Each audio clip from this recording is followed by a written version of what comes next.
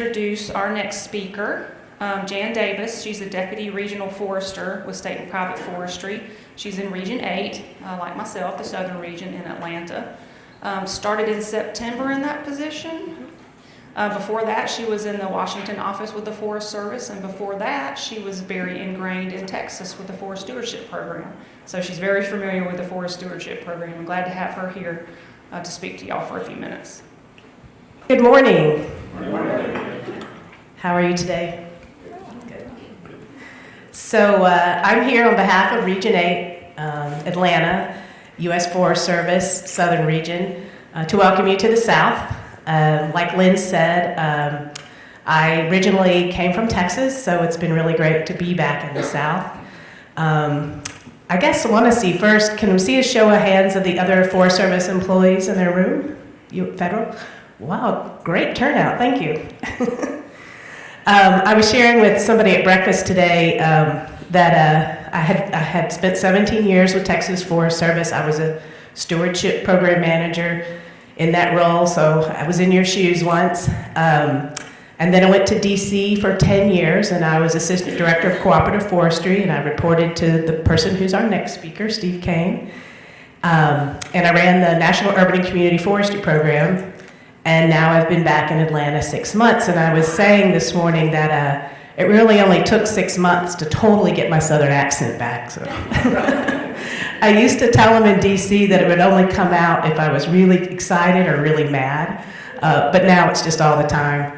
They also tease me that, because most of the people who know me at the Forest Service in DC know I drink iced tea in the morning, and they said, whoa, you're going to have to always say unsweet iced tea now, which is true.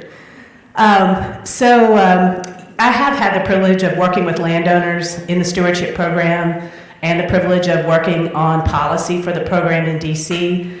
So I feel like I've been in state and private forestry my entire career, even though I've worked for both the state and the federal service. Let's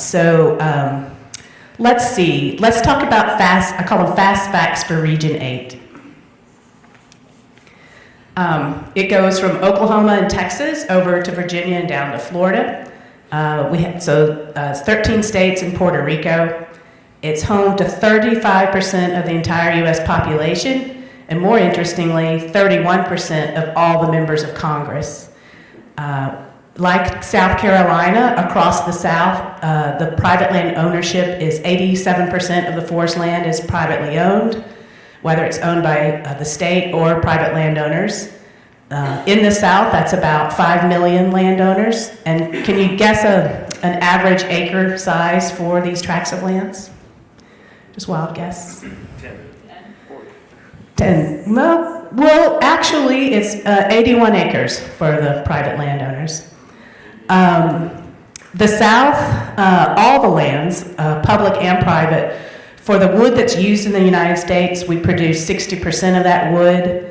But we also are projected to lose 23 million acres of that land in the next 45 years. And I'll talk a little bit about how we hope to manage that. The research and development part of the agency produced a report a while back, the Southern Forest Futures. That's where we get that statistic from. And they're also working on updating that report this year. Another research and development product, the Woodland Owners Survey. Let me see a show of hands if you've ever looked up information in your state for that. Very good, glad to see it's used. Says that the biggest concerns of these private landowners across the South is taxes, passing it on to their heirs, and vandalism and dumping. The person who produced the Woodland Owners Survey, Brett Budler, told a story once that I want to share with you because it holds true even though this story is about 5 years old.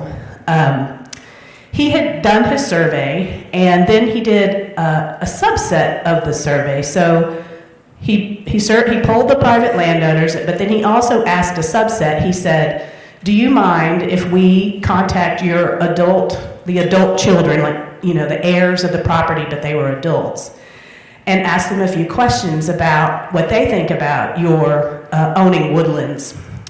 And so he made a few calls, he got approval, and he made a few calls, and he said one of the biggest responses that was kind of shocking to me was that the adult child, male or female, would say, "My parents own woodlands?" So they didn't even know that their parents had timber, which is kind of sad, but also it helps us know that we need to communicate with those heirs even more than we thought we had in the past. So in the South, there are 14 national forests, and also that's about 3,000 employees. We have about 175 employees in the region office. And the Southern region has the longest history of working across boundaries. We've been working side by side with private lands because we've had to, because of this 87% makeup around the national forest. So I'll just cover, there's a lot of focus areas for the Southern region, but four that you might hear about. One, the timber and fuels work that's being done on the national forest. It is the most intense work than any other region, I think, in the Forest Service. 20% of all the timber that's sold from Forest Service land is coming from those national forests in the South.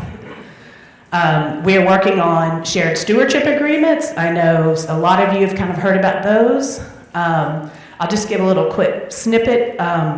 That whole terminology came about. There had been some work being done as a pilot project in Oregon over some fuels work, and when the chief of the Forest Service, Vicki Christensen, gave a brief to the Secretary Perdue, who's from Georgia, who also understands and knows forestry, he liked the concept, and he said, "I want this to go nationwide, and I want it to go nationwide fast." And I actually was doing a detail here last summer in this position when that edict came out, and I was like, "Hey, we've got state action plans, we've got all these other MOUs, we're already doing shared stewardship." And the reply from DC was, "Oh, no. We want you to have agreements with your governor's offices." Well, the good thing about that is because of state and private forestry and working with state forestry agencies, the state and private side of the agency already had really good relationships with the state forestry agencies who are connected to their governor's offices.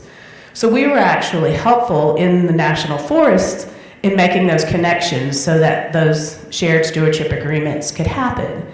And the difference is the secretary really wanted to elevate forestry, whether it was on the national forest or on private lands, but just this idea of bringing higher level attention to the representatives in Congress, because the governors feed up to them what is important in their states, and elevating forestry in general. So far in Region 8, we have shared stewardship agreements in Arkansas, North Carolina, and Georgia, and we're about to have them completed in Florida, Texas, and Louisiana. And all along, it was never really firm that it had to be the governor, it had to be the forest supervisor, or the regional forester, Ken Arney. And so we kind of let him go different routes. Sometimes they're commissioners, sometimes they're just the state forester. But just recently, the secretary has come out and said he at least wants the opportunity to have that conversation with the governor's offices and hope to get them signed at that level. So I don't know what the rest of them will look like moving forward, but that's kind of where we're at in shared stewardship at the moment.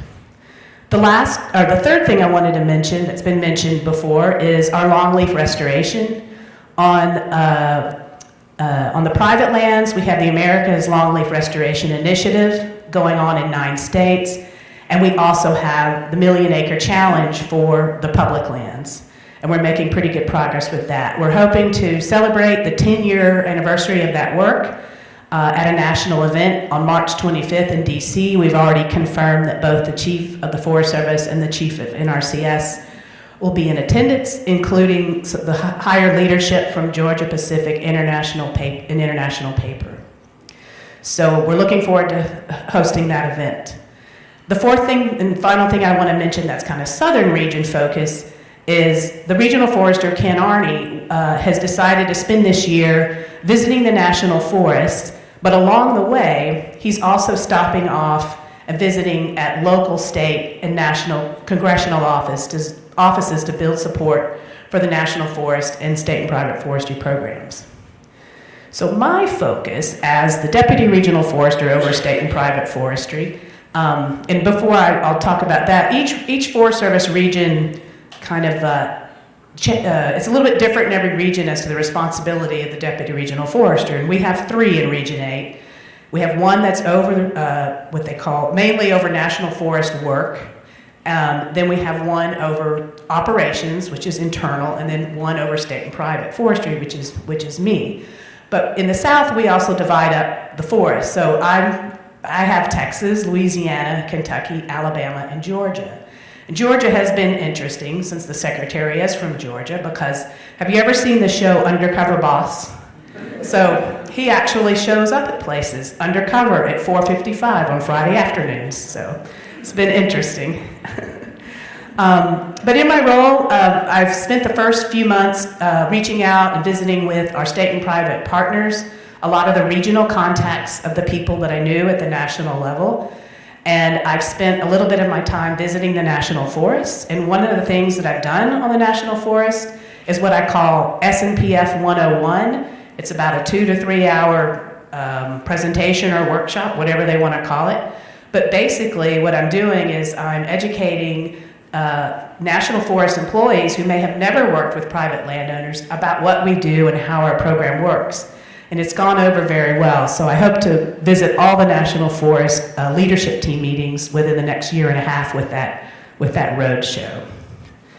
So my priorities, again, I'm going to work with the Southern Group of State Foresters. It's been about 2 years since you've had a permanent person in this role. So I think we need to just, get together again, get things, the wheel cranking again. Also, the state action plans are due this year. And then focus on, the role of Koehn, because he was in this position 12 years, and in his now new role being a regional forester, and getting the partners used to who I am. The second thing is there's a group that's called Keeping Forest as Forest, and this is where I'm trying to deal with that statistic of losing so much forest land in the next few years. But when I arrived, it was a group of about 40 partner organizations, industry, government, NGO, military, Department of Defense, and they were meeting, and they had decided, that clearly there's some issues we can work on, and they had chosen wood products and new markets, ecosystem services, and new champion in leaders. And I call the new champion leaders kind of the advocacy piece that I'm not really supposed to be a part of, but I think it's important for them as a group to do. And so when I arrived, they just happened to be having a meeting, and they were a loose knit of partners. But I had worked in DC with another set of partners that formed a coalition, a solid coalition with a framework. And they were very successful in doing advocacy for our program and our federal funds. So I thought it would be great to take this group of partners in the South that's already working well together and see if they would be interested in forming what I would call a true coalition. And they're entertaining that, and I think this will help with a lot of things that we all want to work on. And one is so that these conservation partners have the same common message. They may not agree on every single thing, but they can agree on 5 things to be together with. And Southern Group of State Foresters is in this group as well. And it also will help with the Forest Service's ability and capacity to serve them, because a lot of these partner organizations were coming into the Forest Service one by one and actually competing with each other for funds and attention. And now that they're working all together, they can say, okay, as a collective group across the South, these are our priorities. What can you help us with? And then it also helps for them to all know what each other of them are doing. Like some of them are very just a subset of the region. Some of them work across the region. Some of them have more interest in wildlife. Most of them have more interest in forest management. So anyway, I'm looking forward to getting this group to be more of an active coalition. And again, even though I'm not saying it, advocating for what we want across the South. And then the third piece that I will work on this year is there's still some Gulf restore funds from the BP oil spill out there, millions of dollars. So we actually have a person dedicated to working with the 5 states that are eligible for these funds in that arena. So this comes from my experience of being in your shoes. Definitely use this meeting as a networking opportunity while you're here, be engaged, but then use it and stay in touch for future things. And get to know not just your region program manager, but all the region program managers, because as a network, Lynn, she's part of a national network, and each one of them has specialties of their own. So get to know more than just your regional program manager. And then also have fun at night. I will be honest with you, some of my most favorite memories of my career on events and things that happened during my time at these meetings. About 5 of you in this room know who you are, don't talk. But anyway, it was a good time, and you should try to have a good time while you're here too. So thank you. So our next speaker is Steve Koehn. He's the Director of Cooperative Forestry with the U.S. Forest Service. He's actually a former state forester for the state of Maryland as well, but he'll be talking a little bit more about some more national and policy level information. So, Steve. Okay. Wow, this is loud. Okay, so good morning, everyone. I'm really, really happy to be here, and I don't normally get a chance to open up a meeting like this, but I'm going to try it anyway. So on behalf of the Undersecretary for Natural Resources and the Environment, Jim Hubbard, former State Forester of Colorado, and the Chief of the Forest Service, Vicki Christensen, former State Forester of Washington and Arizona, and on behalf of John Phipps, not a State Forester, I would like to go ahead and open up and welcome you to this year's Forest Stewardship National Meeting. I also want to thank you for your great partnership over the years. The Forest Service and state forestry agencies have been partners through it all. More and more, we've also been working with you on projects across boundaries, mostly with the National Forest, but with other properties as well, because as we know, wildfires, insects, and other stressors that forests face don't follow ownership boundaries. You are a key partner in helping us care for the nation's forests by assisting the 11 million individuals and family forest owners. As a former Maryland State Forester, I commend your desire to be America's stewards for their forests, the countless hours you spend assisting family forests, and the challenges you face in your endeavors. So let me just take a break from my prepared remarks and show of hands, how many people early in their career were a county or district service forester? Right on. How many people, could be the same people, how many people have or are working with people in your state to write the State Forest Action Plan? All right, you guys have the best, have had and are having the best jobs that you can ever have in your career, I would say. Because if you've had a chance to work with private landowners, that is the salt of the earth kind of stuff that we all do together. And if you have your hand on the pen of the next State Forest Action Plan for your state, you know, it doesn't get any better than that. So I congratulate all of you that raised your hands. So just a couple of stats, like Jan, I have a couple stats for you. The nation's forests contain 1.1 trillion board feet of timber, the amount of wood in 37 million homes. Another stat, 358 million cubic feet of biomass, enough to supply all the energy for 67 million homes a year. Another statistic, 37 million acres of open and public recreation areas. That's an area the size of Wisconsin. And the last stat, 14 million acres borders waterways, protecting waters for people and wildlife. Again, a little departure from my prepared remarks. Have you guys heard all the buzz around the Trillion Tree planting initiative? It's an international, but it's also going to be here in North America.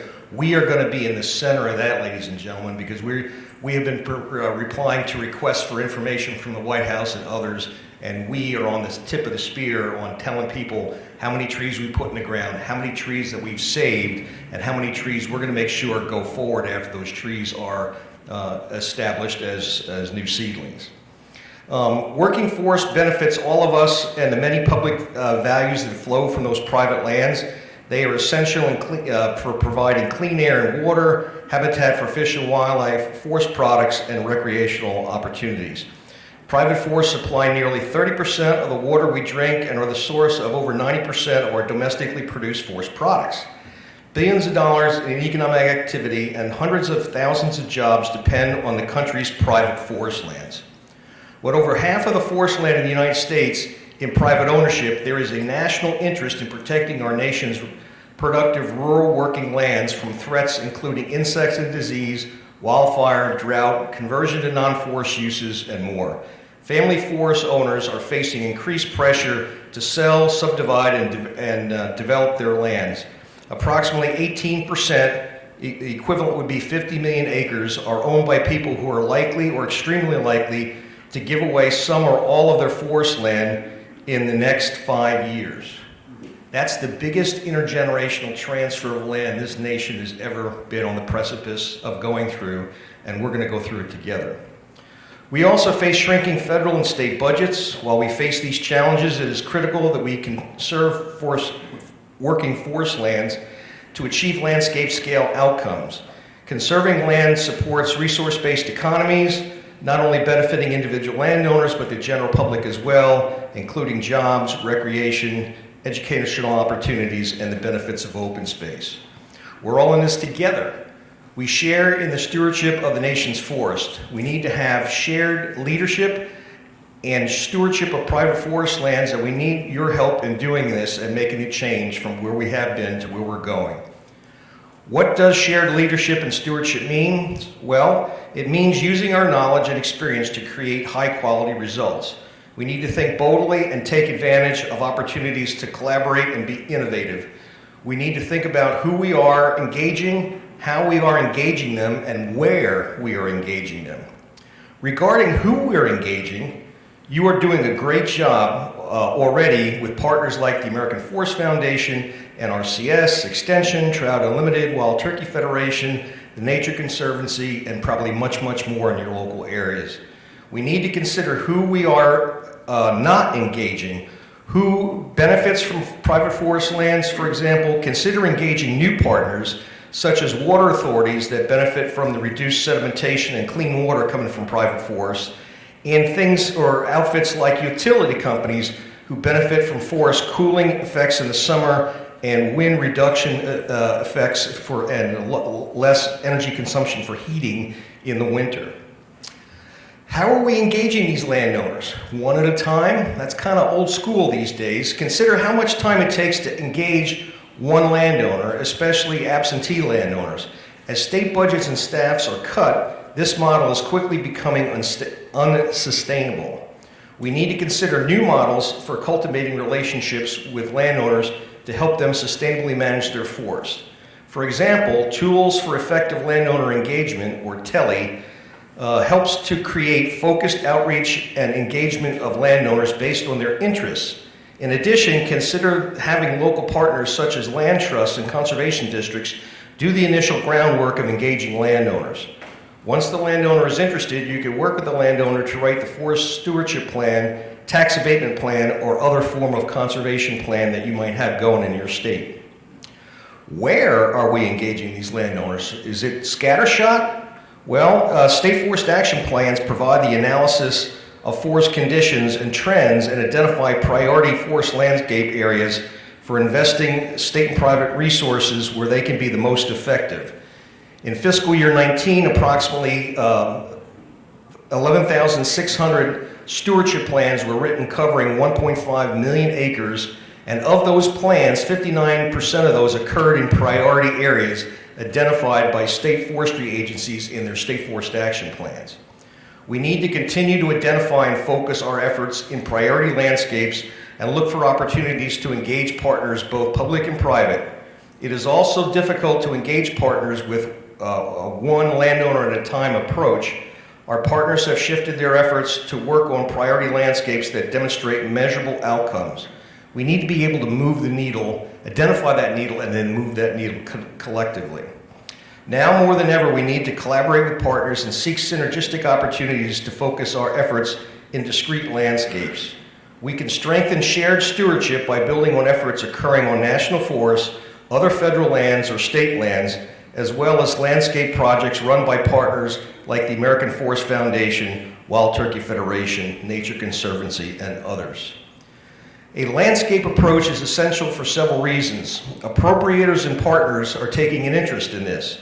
When appropriators and OMB enacted the Cooperative Forestry Assistance Act back in 1978, the enacting legislation focused on outputs. Specifically, the goal was 25 million acres. They quickly realized that outputs are not going to achieve the intended goals of sustaining and enhancing private forests. OMB and appropriators are now asking for outcomes rather than outputs. You're SMART, and S-M-A-R-T, for those of you that know what the acronym stands for, accomplishment reporting plans, and monitoring demonstrates the positive impact that we're having on the landscape. We're able to tell a better story with the data that we're getting. While the number of forest stewardship plan acres and they demonstrate positive impact, you have to be able to engage landowners in active management, and appropriators have difficulty connecting plans and acres to well-managed forests. Many times when I'm dealing with appropriators or members of OMB, I'll give them all kinds of stats and say, we did so many millions of these or so many hundreds of thousands of those. And quite often I get a blank stare and the answer back to me is, well, Mr. Koehn, so what? What did that mean? How many acres of this? How many acres of that? Do you have cleaner water? Do you have better habitat? Do you have more vibrant rural communities?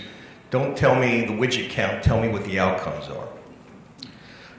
For 3 years, Senate appropriators asked the Forest Service to consider developing outcome-based reporting for this program and urged the service to reevaluate whether allocating program funds using the current allocation formula is the most effective use of program resources. In February of 18, Co-op Forestry leadership was charged with organizing a small group of key people and external partners and agency staff in developing viable options for where we can take the program into the future. To better focus and prioritize federal investment, achieve outcomes on priority landscapes, serve landowners, and leverage partnerships. The work group had 1 year to develop the new program, the architecture for that program, the direction, and advise on the allocation formula. I understand that some in this room, maybe many in this room, have some frustrations. They were not as involved as they would like to have been in the modernizing forest stewardship effort. We did not have the luxury of a few years to further refine the program. The work group needed to quickly address the appropriators' remarks or run the risk of additional program cuts. So let me stop there for a minute and say, for 3 years, we were getting Senate appropriation language to say, look at this issue.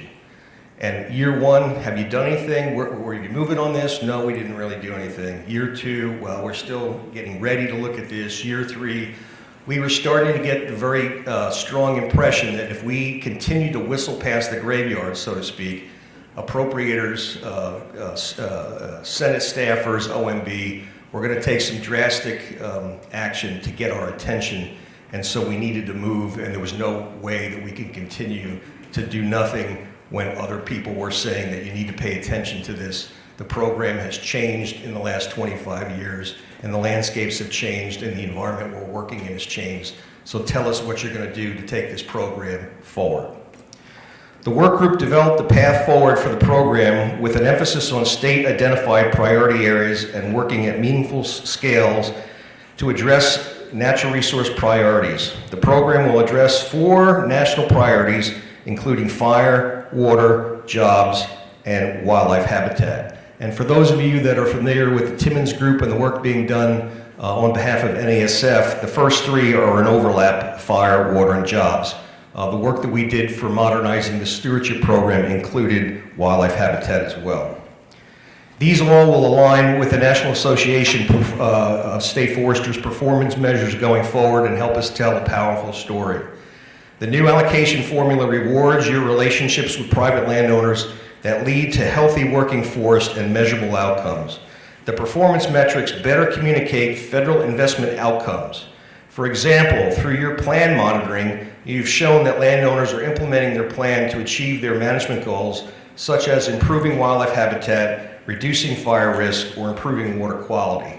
This in turn means that the program helps create jobs in rural communities by sustaining local forest product markets and increasing demand for qualified private forest consultants and state agency and their field personnel. We will share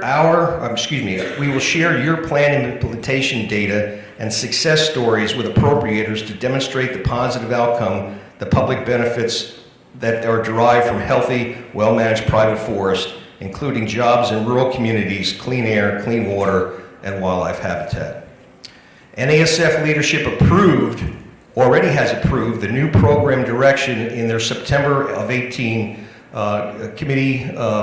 executive committee meeting and the allocation formula in December of 19. We need your assistance developing a system for collecting and reporting implemented plan activities for monitoring plans. Some of that data you already collect, other data may not be currently collected, and some data that you're collecting may not be needed going forward in the future, things that we need to talk about together. What approaches can be used to collect this data? We look forward to robust discussions on this and other topics. This meeting is also an opportunity to learn new tools to stewardship the nation's forest and use our collective experience and wisdom to address the challenges we face. We have faced similar challenges in the past and we have risen to the occasion. I know you are ready to work hard on these issues and greatly appreciate your shared leadership and stewardship of America's forests. Your success stories illustrate how the Forest Stewardship Program, through you and private landowners, is making a difference on the landscape and keeping forests as forest. So that concludes my remarks. I'm prepared to hand the mic back to I think in the back. Yeah, I think Katie had a question. Yeah, I want to thank you for the feedback on what the response is of the VIPs, in this case OMB, to the kind of reporting that we send up. Because in the field, we're always wondering, when we write the state fact sheets or the laser reports, who's reading these and what are they looking for, what's useful about them. And so you've kind of drawn a contrast between some of our metrics and maybe some of the stories that we could be telling about, let me get it right, fire, water, jobs, habitat. Right. I guess later today and Thursday, I think maybe we'll get into the details of how do we translate some of these into new metrics in jobs. One of my thoughts dealing with smaller landowners is almost nothing adds up to a full-time job, but products and other things can add up to economic benefits. But the more we in the field can hear from Washington about how our reporting resonates and what's hitting home in our reporting, I think the better job we can do together as a team. So let me just react to that a little bit. Anytime that you can focus your capacity and your capabilities in an area and say, in this watershed or this landscape or working with these partners, we hope to achieve the following. What needle you're trying to move, and say by focusing those resources in this locality, any movement of that needle we can maybe claim some credit for. Your state forest action, your state fact sheets, those things are handed out like, they go everywhere, I should say. Anytime we have a member of Congress wants to know about that state, we hand them a state fact sheet. It's great for all the statistics, but you might want to consider saying, okay, so many plans, so many acres, so many fires, so many communities assisted, et cetera. You might want to say for your state, this is how we look at it. We summarize this and say we've created more vibrant rural communities. And right now, there's an executive order that the president signed early in his administration that talked about agriculture and rural prosperity. Man, we could hang gigantic hats all over rural prosperity, okay? And so there's now this trillion tree effort. So if you can talk about jobs, economic prosperity, fire resilience, less risk, recovered wildlife, when we talk about gopher tortoise or red-cockaded woodpecker or other kinds of, all kinds of snakes. I see slides of guys holding snakes. It's just, that's why I had a machete when I worked down here. But in any case, those kinds of things, if you could put the statistics in terms of something that your elected officials are going to care about, that will be a better messaging vehicle than it is currently. Can I Sure. my statement? So I'll just echo what Steve said about the state fact sheets and how important they are, because I'll tell you from two sides. So when I was with the state of Texas at the time, so it was 100 years ago, but we had our budget office filling out those reports, and they were just reporting the numbers. And it wasn't until the budget office decided to get program manager input that those state fact sheets became more meaningful. So not only did they have the numbers, but they also had the story and what it did, which is what Steve was saying. But then from the DC perspective, there's this process that's called questions for the record. It's called QFR, and it's when the chief or any members of our leadership or even our partners in ASF also testifies at hearings in front of Congress.